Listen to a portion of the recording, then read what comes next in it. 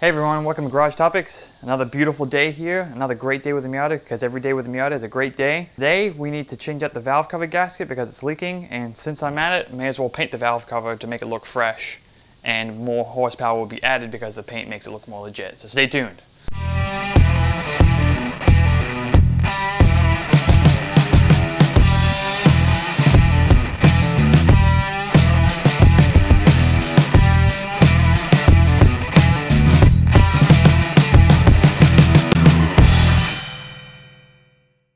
Alright, so from my video that I made last about my Mazda Speed 3, if you may as well know that I actually sold the car. So this Miata has been my daily driver for this past week, and I'll be honest with you, it's had no issues at all. It's been great.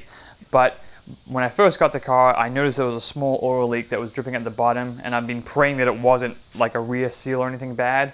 But when it sat for like a couple weeks when I was just not really driving it, I noticed oil collecting on top of the exhaust manifold cover, so you could clearly see that the valve cover gasket was leaking, but I'm praying that that's where the main source of the leak is. So today we're going to take it off, get it all cleaned up, and paint the valve covers to make the engine bay look a little bit nicer. So let's go ahead and pop the hood.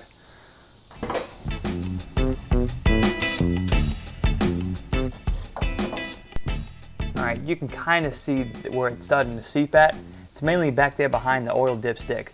But when I let it sit for a couple weeks when I was just cleaning the car up, there was oil sitting right here, which made me believe that this might be the main source of the oil leak.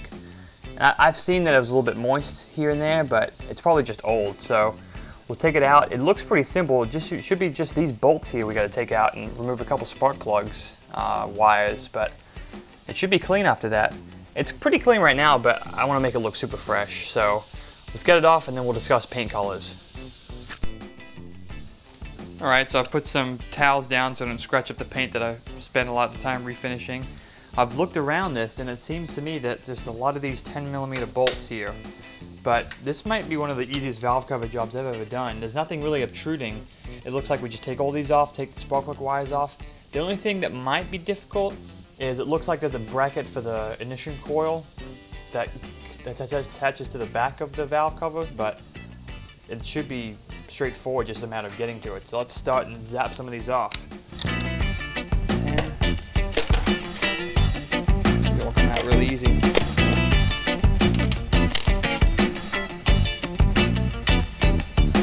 think that's all. That's all. Cool. I forgot where I saw this tip at, but someone had old ice cube trays they used to store stuff. I mean, it's really helpful for when you have different bolts and different patterns. In this case, we just have almost, looks like the exact same bolt everywhere, but I use this to hold stuff as well as magnetic holders, but I always end up getting random bolts. See, look, this one here is longer, so we'll put this in a separate container to know where it's at. And probably all of these side valve cover bolts are the long ones. That's what it's looking like so far. Alright, now that all the bolts are out, we're going to take off some of these hoses. This looks like it's the PCV valve. The hose clamp here.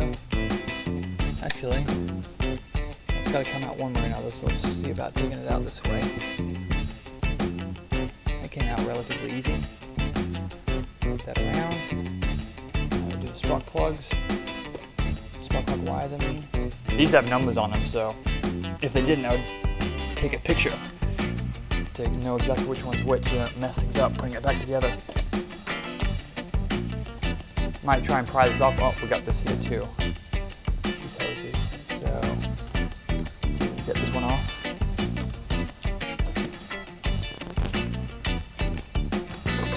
Things easier. And so normally these things have a lot of sealant on, it's hard to pop off, so let's see what we can do. Oh! Well, that was super easy, so let's see what is limiting us.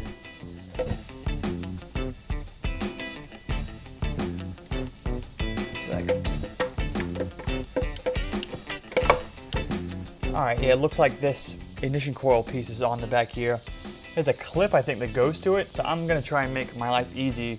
Unclip it from the wiring from the car, take it all off as one, because the bolts are back in here, which is going to be a pain, so let me try and do that. Alright, so that bolt holding in the ignition coil needed to come out, it was extremely tough.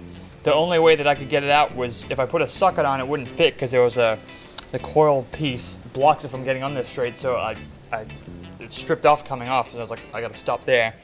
So then I put a wrench on it, and it fit, but I couldn't get enough leverage because it was on there extremely tight for some reason. So I ended up getting my big bar off of my big jack and using that as leverage, and that finally broke it through. But I don't know why that bolt was on so tight, so when we put it back on, we're definitely not snugging it up that tight, but it should be come off right easy now. So you can get that bolt done, you can take this off in less than 10 minutes easy. All the bolts are out, that ignition coil bolts are out, there's 2 on each side, or 1 on each side I mean. Let's see. Yep, comes right off. Alright, so let's put this down over here. Let's take a look in here, see, I have not inspected it in here yet. It looks very clean. I'm rather impressed for how old this thing is. You can definitely see that it was leaking oil in the back here, without a doubt. So hopefully it solves all our oil issues. The valve cover gasket should come off as such. And there's also places for the spark plug seals as well. Alright, just gotta get this bad boy off. I'm gonna have to twist that with some pliers. The last piece that we needed to remove was the plastic retainers for the spark plug wires.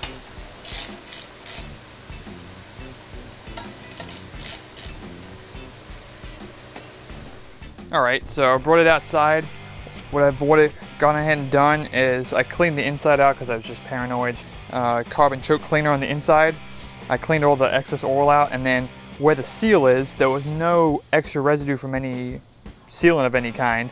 But to make sure, I got a Q-tip, so this thing's seen better days, but sprayed it in here with the carbon choke cleaner, got the Q-tip in, got all the extra gunk out.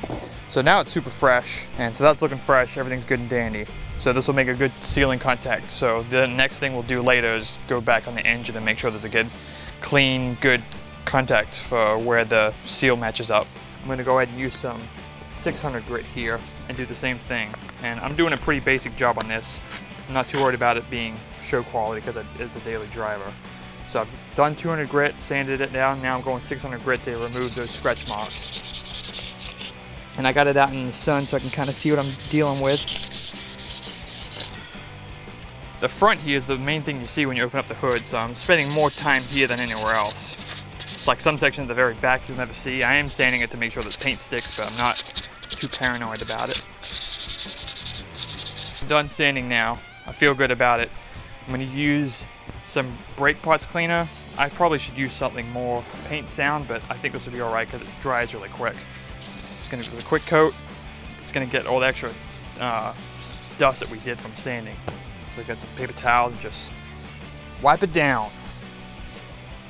Just about ready for paint now. What I'm going to do is just mask off on these sections that I don't want to get paint on, such as where like vacuum tubes run. It's not going to take very long at all. So I covered that up. There's a rubber section under here where the PCV valve goes on. I think the rubber comes out, but I'm balling on a budget and don't want to rip it, so I'm just taping it off. No paint's going to get on it, it'll be fine. I got the paint booth ready to go, a cardboard box on the floor. So what color am I going to do the valve cover?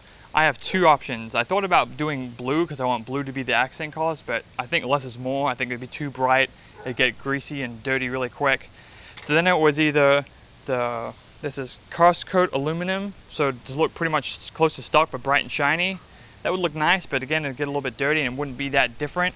So I'm gonna do, this is cast iron. I'm gonna do this like dark gray, semi-metallic-y kind of shiny valve cover, and the rest of the silver parts I'm gonna go over with this. Eventually I'll do it, but I think less is more. I think this will look good and look like it's got a little bit something different underneath the hood, but nothing too crazy like I went on a spray painting frenzy or anything. So let's get to the paint booth. Shook the can for about a minute now.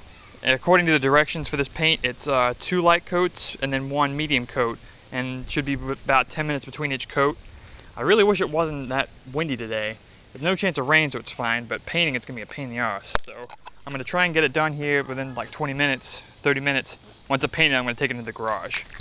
So shake it up. If you've got a Fitbit, you probably get some steps by doing this too, so Hashtag cheating.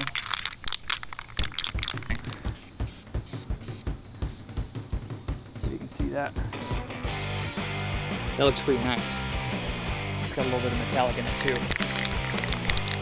Let's get started. Two light coats about 10 inches away.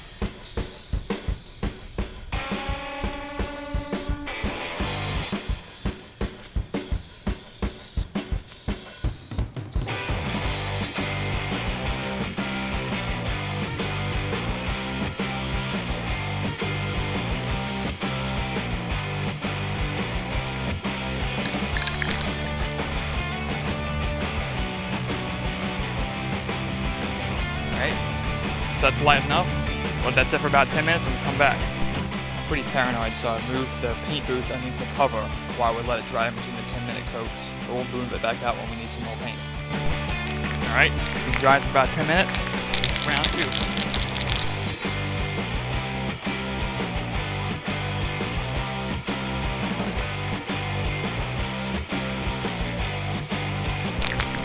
Third and final coat. This one's going to be a little bit thicker. I broke the box down because I wanted to make sure I got around the bottom edges. It's windy as crap, it's freaking me out. But put this paint on and we're going to put it back underneath the covering. Let it sit for a while.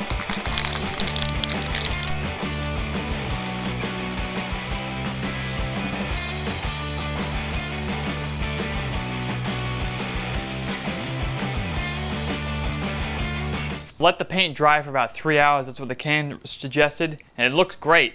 I took it one step further though. The raised lettering of Mazda and 16 valve, I went ahead and sanded that. I did with 220 grit, then 600 grit to make sure that it was extra smooth. And this is what we ended up with.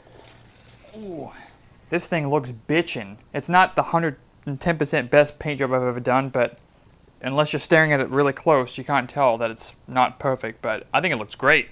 So let's put the seal in and make sure that the seal's correct, and then we'll put it back together and take a look. We need to make sure that this flange here is clean of any of the old gasket or any dirt. This should be very easy. Normally when it's completely covered in old sealant, it'll take forever to clean up, but this should be a breeze. So we'll start off with a paper towel. We're going to use something softer than the metal here. So this is actually a spray can top that I cut with some snips.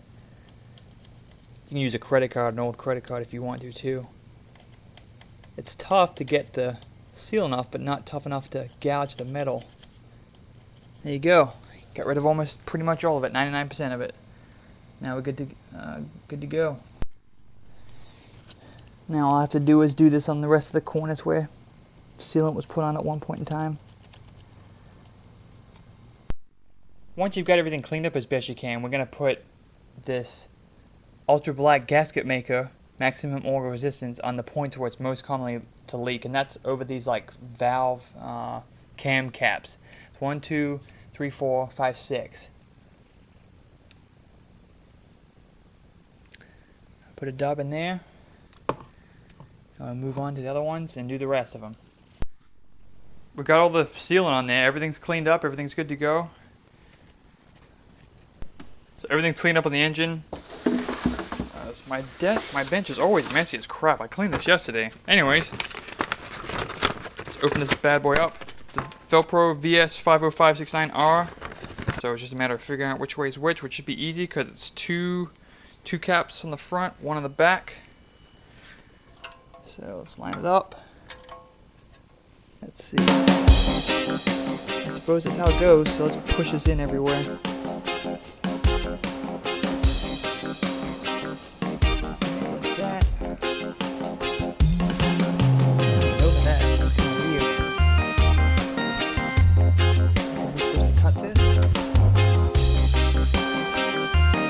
I made the executive decision to cut this section out because it was going to bind right here, so that's about as thick as I trimmed off there.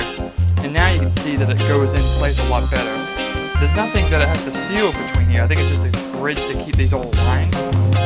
So as long as nothing's binding right here, we should have a really good seal now. So I'm confident with that.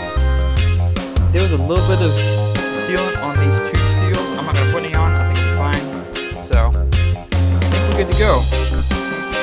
The last puzzle piece remaining was just to slap this bad boy on.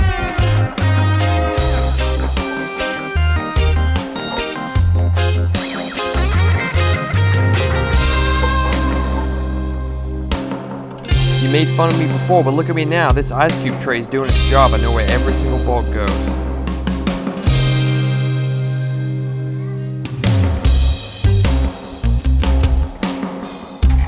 For the torque in these valve cover bolts is an inch per pound rating. I didn't have the torque bar to do that, so I just did it by hand and made it snug. The only thing left after this was just put some final hoses back on. Once the hoses and spark plug wires were back on, we were finally done. Let's take a look at this beauty.